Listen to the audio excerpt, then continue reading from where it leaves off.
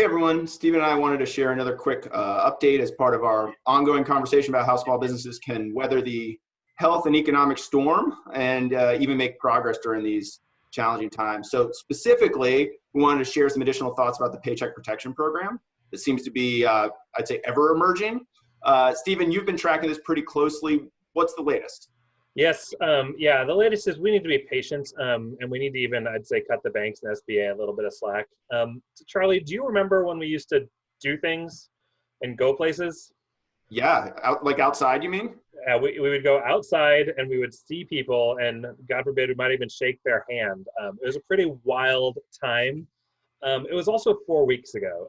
So just 4 weeks ago, we were all sort of living our lives and wondering about the coronavirus, but certainly not boxed in. And that's about when this Paycheck Protection Program started to be written. It was not something that anybody had planned for, and it's just not very old. It was passed within about 2 weeks, and all the details have not been all the way worked out. Last year, in 2019, the Small Business Administration loaned $28 billion, which is a big number. This year, we're asking them to loan $349 billion in just a few weeks, and we might actually increase that by another 250. So it might get to $599 billion in loans in just a few weeks, and folks, they're just not set up for that. What I'm hearing both from customers and some people in banks is that the large banks are really struggling. That makes some sense because the manual and automated processes just take a long time to build in those big ships that are large banks. The smaller banks, who tend to do things a lot more manually, they're doing a much better job serving their customers. Those folks are getting their applications in, but even the smaller banks don't quite know what's going on. It's all just a mess, and there's a lot of confusion, and we just need to wait.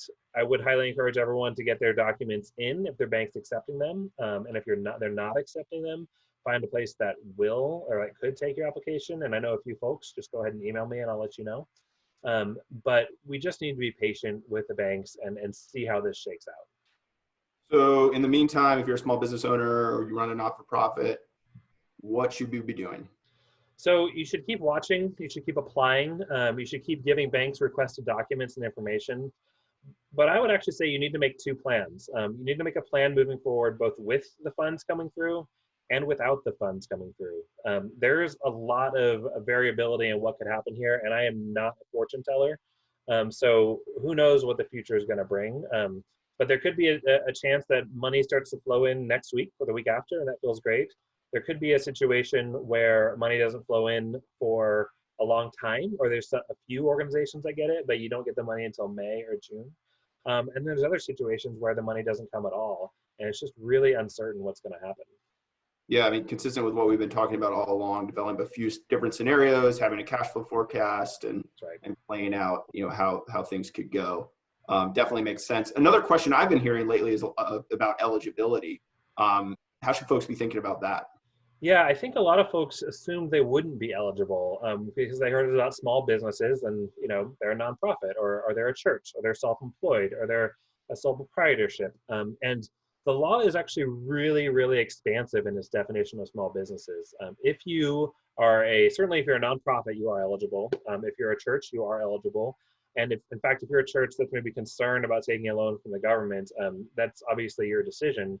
But there is a significant document on the Small Business Administration website that attempts to allay some of those fears.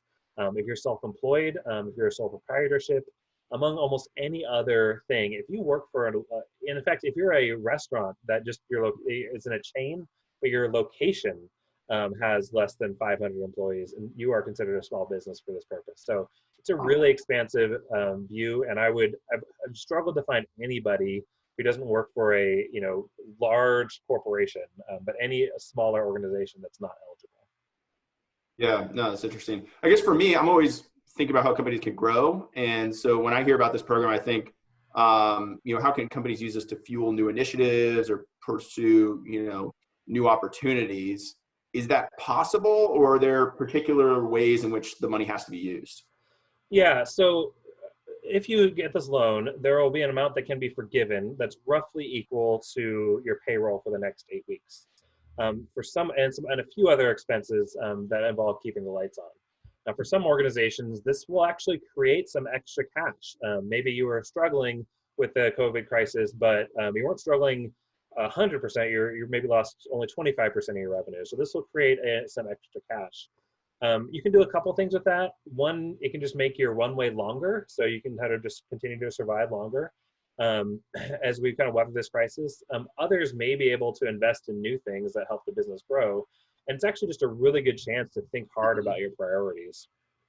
Yeah, that's interesting. I mean, it seems like if you're a small business owner or run a nonprofit, it's a really great way to bolster your balance sheet, you know, in certain times. Obviously work with your banker or a lawyer or accountant or, you know, fractional CFO, right, Stephen? Right. To understand what this means for your organization specifically in terms of eligibility, application process, appropriate uses of proceeds, et cetera. But hey, I'm hopeful that this will catapult us into talking about what we've called phase 3 of our framework, growth opportunities and strategic initiatives in the not too distant future. So we'll see. Yeah, I am as well. I mean, again, nobody quite knows what's going to happen, but I am pretty excited about that. But I will ask you, Charlie, you're a smart guy. What's going to happen next? Well, as always, I have no idea. But hopefully this provides some clarity on the stimulus.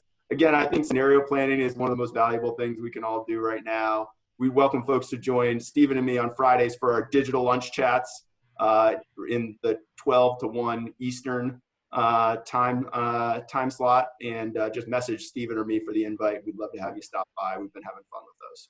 Yeah, absolutely. Well, thanks so much, guys, and keep the faith. I know everyone's working hard. Everyone's trying to make sense of this. We're all in this together. We'll make it through. Thanks so much.